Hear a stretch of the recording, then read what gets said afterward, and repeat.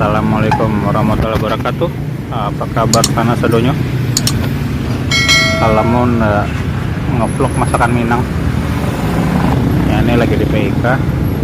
Ada Minang Besamu. Asli Panang Panjang. Itu ada nomor kontaknya. Ya, kalau mau mampir silahkan ya. Ini cukup rekaman kalau mau makan di sini. Ini Minang asli ya. Kok gulai ayam ya? Gulai ayam. Kok gulai apa? Tahu jo apa? Sempat deh. Oh, sempat deh. Kepala kakap nih bukan? Tongkol. Oh, tongkol. Jarang ada. Oh, karami. Kan. Boleh. Karami di tongkol. Ikan ikan ameng ya. Iya. Kalau ikan tongkol juga ya. Iya. Tongkol goreng ayam ya. Goreng. Makan. Oh, lele ya.